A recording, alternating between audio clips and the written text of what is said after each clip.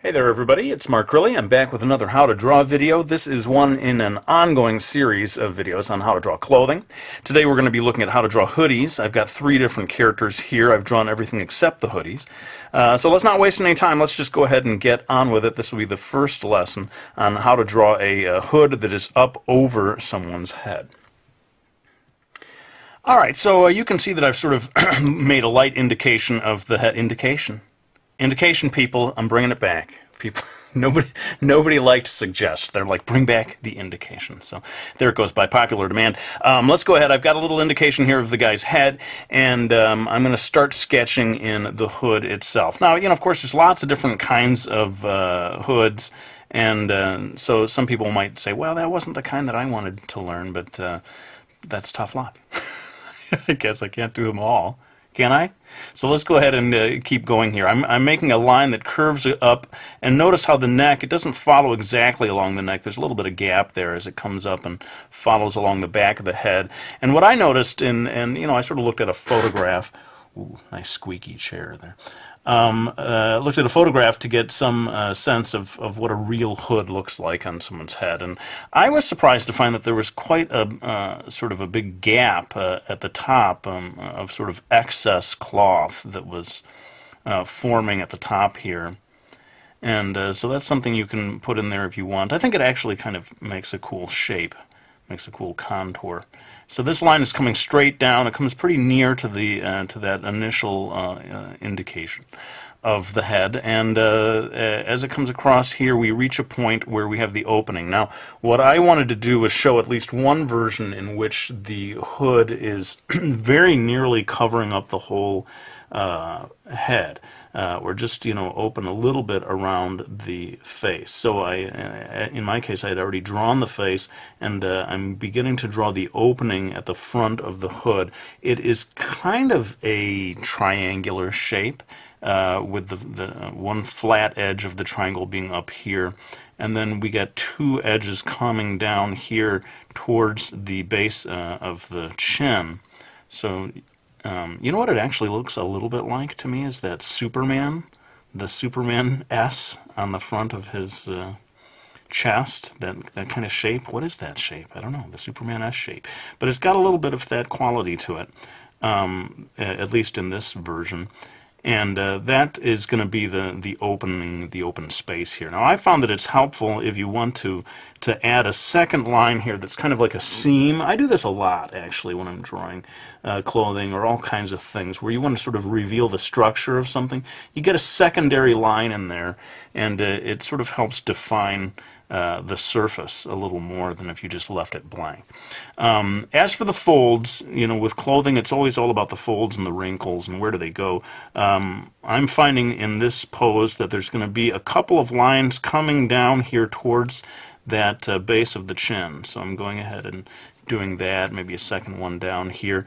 Maybe a line across near the collarbone kind of area that might define that a little bit. Hey, define. Define, that's a new one. They're like, no, go back to indicate, man. So this line is going to come down here to follow the back of the head and sort of define that just a little more. I don't know, I'm getting into define. Maybe define is a keeper. Let me know. So these basic lines here are pretty much finishing it up. I want to, on each one of these, we're going to have the sort of strings that come down, the cords, the pull strings. I guess they're pull strings. And of course there's always 2 of them, in real life they sort of like sometimes become different lengths, but in your drawings you can make them nice and perfectly balanced. That pretty much does it. I'm going to go ahead and time-lapse a little here to finish this one off. Let me put one last thing in here, because there was, when I was looking at the photograph, I noticed to sort of show the looseness, or the fact that this is kind of just filled with air up here instead of following along the top of his head. A couple of extra lines in here can help to finish that off. So I'm going to go ahead and switch from my, this is not the Ticonderoga, this is the Oriole again. I don't know, I'm on an Oriole kick now. And switch over to the black Prismacolor for doing my final lines, and then we'll come back and do the rest of them.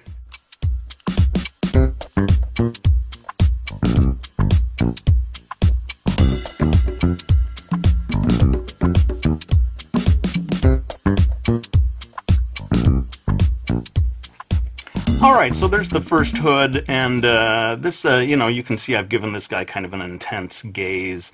It is useful for doing the sort of, I don't know if it's necessarily a bad guy, but kind of cool-looking guy when you have the hood up over the head. In fact, sometimes the hood will come all the way down and obscure the eyes. You know, maybe I can do that in a future video. But let's go ahead and move on to the next one and see what we can learn from that.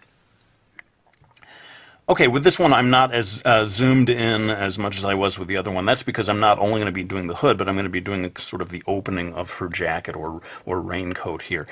So let's go ahead and get started. I'm going to draw the opening of the hood, or the hoodie. Someone needs to educate me about this. Is there a difference between a hood and a hoodie? It's like the hoodie is for the girls and hood is for the guys? I don't know. Somebody teach me these things. Vitally important, clearly, to being an artist is knowing the difference between a hood and a hoodie. So I'm drawing the opening here. It comes across the top of, or not really the very top, but sort of across the middle of her forehead. And it follows along here. And what I'm doing is creating a sort of a long, slightly diagonal line.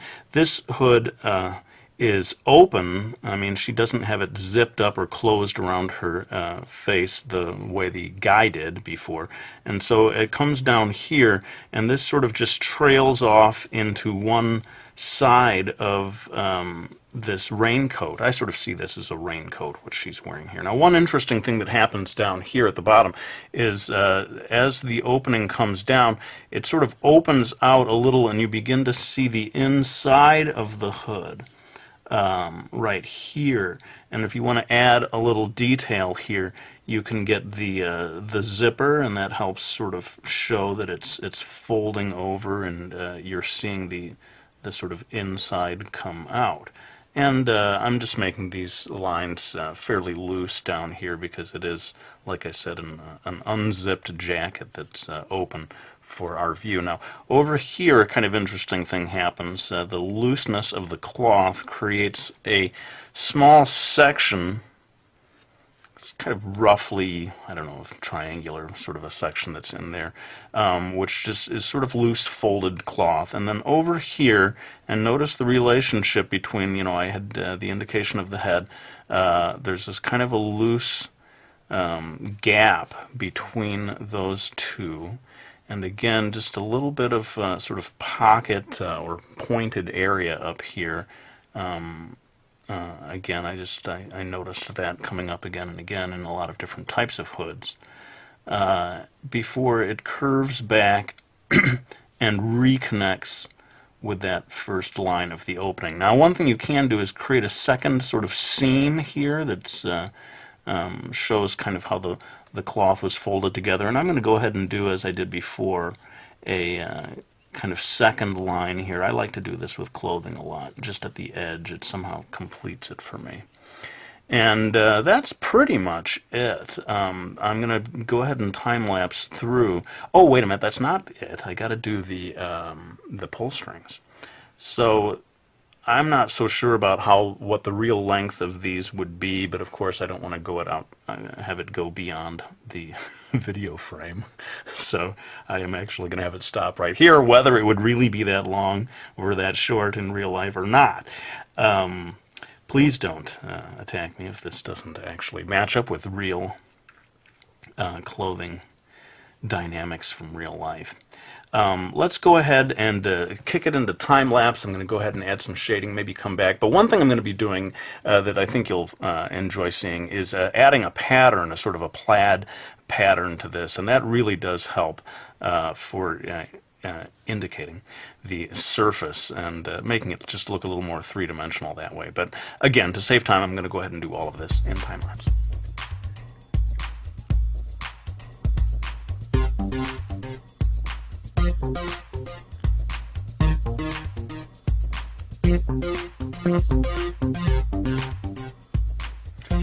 Okay, so you can see how adding a little bit of a plaid pattern there helps to somehow sort of solidify it, or I don't know, it just makes it more attractive, I think. So we've pretty much got everything done on this one. Let's move on to the last one, which really should be the easiest of them all because it is a hood that has been pulled all the way down around the neck. So let's jump to it.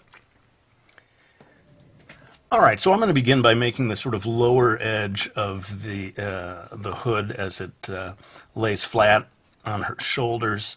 Pretty much a horizontal line here, but you got to be careful to have the midpoint of these two lines come a little over to the right here because she's facing away from us.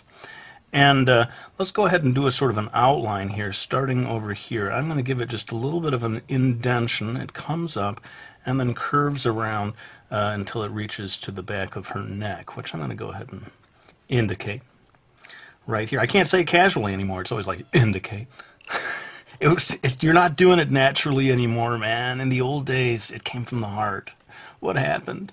Anyway, so I'm going to go ahead and do a couple of lines here on either side of the neck, and this is kind of the the inside of the hood sort of folds in on itself, so you end up with a few lines that are coming around, creating sort of overlapping sections as it sort of flops down onto her shoulders. It can be quite complicated, these lines sort of intersecting with each other, but generally all following along in sort of like a rope coiling in on itself. Each line comes right outside of the last line and so forth until you've created a shape more or less like this. Of course, it's going to be different every time you see one of these. It's going to sort of fall in a different way and create different lines. But if you've got this basic shape, I think you'll be getting the effect that you want. I'm going to go ahead and put a couple of these little, what did I say they were called? Strings? Oh, I've totally forgotten. Those strings you pull on for the hoodies. What is it with me? And I never know the words for anything, but I can draw them most of the time. Anyway, let's go ahead and kick this into time lapse, as I often do, to add shading and just kind of finish it off.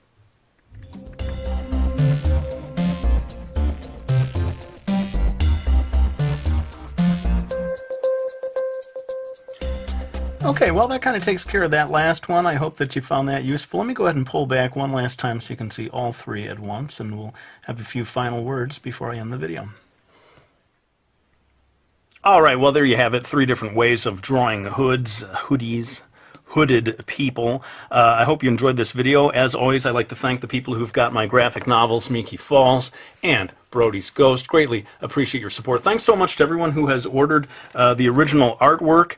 The response has been really great. If you live in the United States, I encourage you to jump on that opportunity because I am going to open it up to international orders. And when that happens, I think it's going to, there's going to be a backlog, and it's going to take me longer to get through them all. But for now, it is still just for people living in the United States. So I'll make a little link to that video if you want to put in one of those orders, and I greatly appreciate it if you do. But for now, let me go ahead and lay down the pencil, as I always do, and thank you, as I always do, for watching these videos, and leave you with the promise that I will be back with another one real soon.